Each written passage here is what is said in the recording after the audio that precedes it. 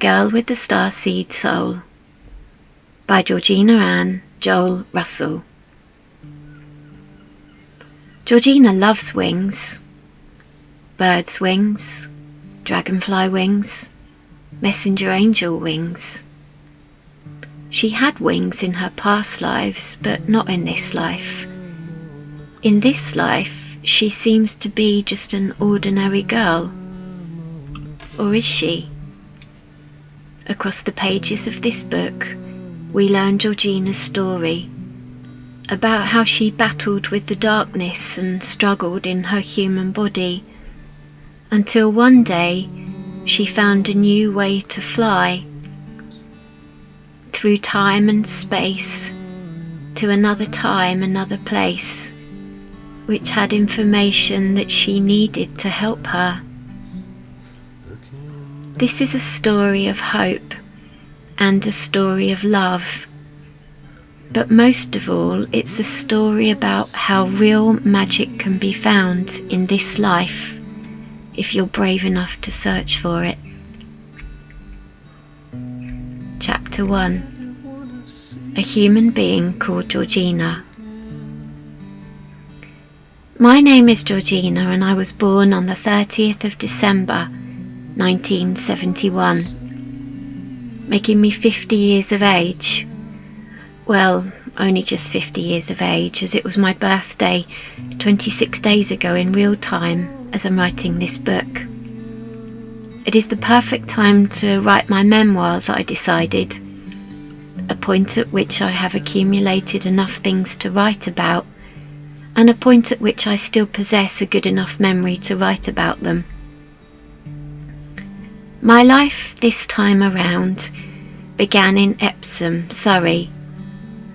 Not a very magical place, but my birthplace nonetheless.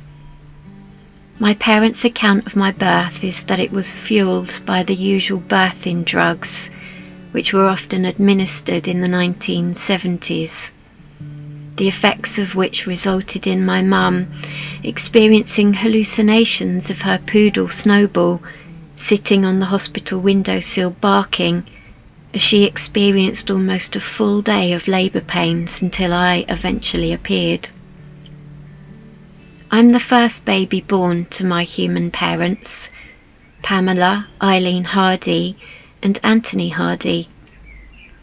I've been told by them both on various occasions that I was a baby who spent most of her time crying. Sleep came for me through sheer exhaustion. There are various stories which my parents have shared with me over the years about how I pushed them to the brink of insanity with my constant screaming and unwillingness to settle, or in fact sleep. It has been mentioned that my poor exhausted mum and dad used to rock my baby cot so hard that the wall next to it displayed a huge dent from the regular impact shocks of the rocking. I have no recollection of these moments from my long distance past, but various stories have led me to believe that I was a pretty unsettled little human being. Chapter 2. A Spiritual Understanding. I was born with a spiritual understanding. I've always had an awareness that most other human beings do not seem to have. I've kept this understanding to myself for most of my life, as I was afraid that I would be seen as being completely bonkers. As a young child I had a knowing, but it was something that I could not explain. It was as though I could see life in a different way to the human beings around me. I knew that living was not just about the things that I could see in the physical sense, but it was about so much more.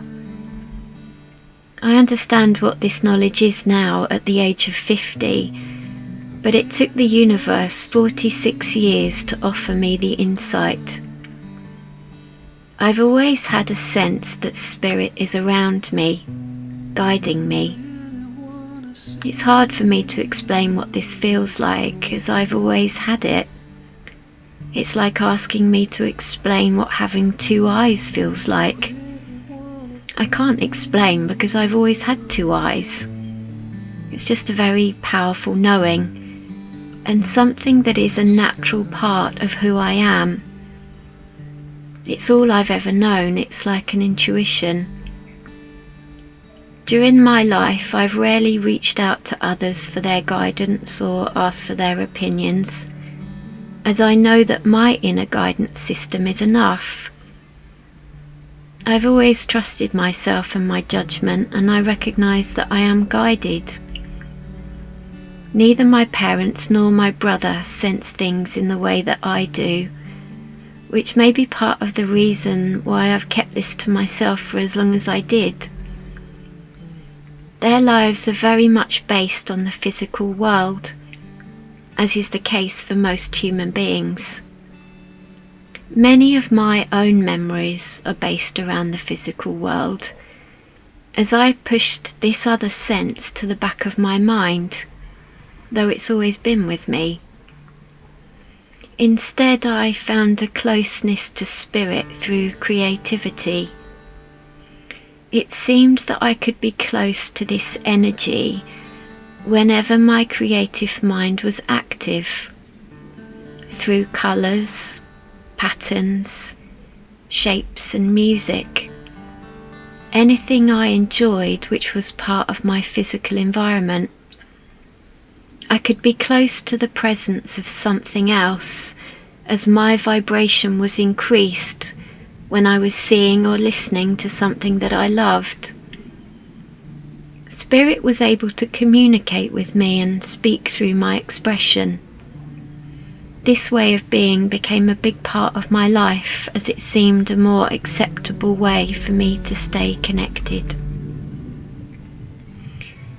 Chapter 3. A human being called Jeffrey. My very earliest memories were created around the birth of my brother, Jeffrey Anthony Nicholas Hardy, who was born on the 11th of November 1974, a day which I found incredibly displeasing. When I allow my 50-year-old mind to go back that far, the feelings which come to me immediately are all around confusion. What is this thing called a brother? Why is he here? Why is my mum holding him? What will happen to me? Will I still be wanted? Is he going to be staying? Will he want my toys? It was all a bit odd for me. I distinctly remember that day back in November 1974, when my mum left our house one day with a big round belly.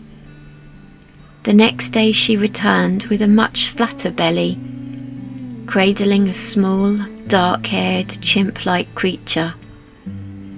I remember feeling utterly terrified by this addition to our family, so much so that I hid behind the black leatherette sofa in the 1970s orange and brown decorated lounge, and I refused to come out. My poor mum was understandably upset and also confused by my behaviour. What should have been a really exciting and happy experience for us all ended up being fraught with sad emotions, confusion and tears. Chapter 4. Naming Jeffrey. There is a happier story relating to the coming home of my brother, and one which has remained in my memory for over 47 years. To be honest, I can't be sure of exactly how accurate the details are, but I have a recollection of an event surrounding the naming of my baby brother. I can recall a conversation in which my parents encouraged me to get involved in the naming of this little human being. An offer which was in fact a bribe. If I named him, then I had to fully accept his presence. I can't remember as to whether I was sold on the idea, but I can recall that at the time I had a favourite book called Geoffrey the Giraffe. Now, I'm not suggesting that if I was asked to name another human today, I would necessarily go for the name Geoffrey. Not that there's anything wrong with this name, of course, but looking back, I do feel that I could have been slightly more adventurous or a little bit more creative in my thinking. I guess that the almost 3-year-old me liked to stick with what she knew, and she knew that she liked this book. So Geoffrey became my name offering. As far as I was concerned, it seemed like a perfectly good name for this little intruder, and as long as I got to read my book, I didn't care. So my brother was given the magnificent name of Geoffrey Anthony Nicholas Hardy, and today he is one of my favourite human beings on this earth. Chapter 5. My Human Being Dad. My lovely dad is a human being who has spent his whole life working hard. This is one characteristic that he has passed on to both myself and my brother. Work has always been my dad's main focus, and for as far back as I can remember, his favourite subject of conversation has always been his work. Possibly the only subject of conversation that my dad has had available to him is his work. This month, in real time, my dad has just had his 76th birthday. He's still running his own successful gardening business, and he doesn't look as though he's going to slow down anytime soon. I can't be sure of my dad's purpose in life, but what I can be sure of is that he's always done his best, and he's always loved to the capacity at which he is able. My dad is a bit of a drinker. He has always been a bit of a drinker, and at the time of writing this book, he is still a bit of a drinker. Now, I'm not suggesting for 1 minute that my lovely dad is a bad person or a full-blown drunk. I love my dad with an open heart, and he is neither of these things. He is a kind and sensitive human being, but I believe that he's chosen to escape from his sensitivities by having a drink. Alcohol for my dad has always been a way of releasing built-up emotions. As far back as I can remember, he's always liked to have a drink. As a small child, I could recognise the change in his energy which occurred after the intake of alcohol. He appeared to be lighter, more open and more able to express himself. This was not always a good thing, as he was able to behave in a way that even as a child I often found inappropriate.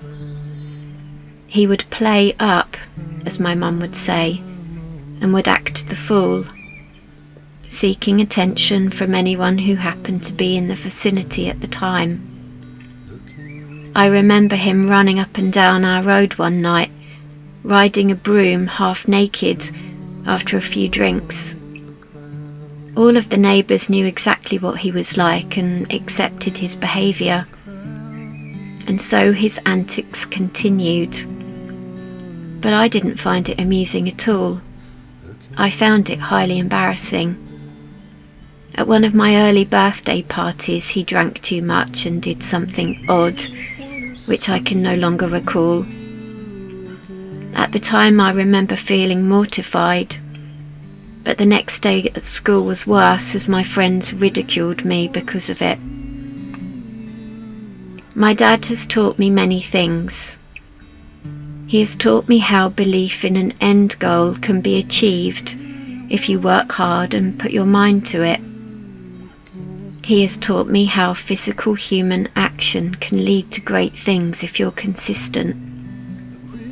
He has also taught me that neglecting to express your innermost feelings can lead to anger, frustration, and addiction. I do not in any way judge my lovely dad, as I have also followed a similar path on occasion, by using recreational drugs and alcohol to numb my pain or to enhance my joy. I do still drink alcohol regularly, but not to the degree that my dad has chosen to, and certainly not secretly.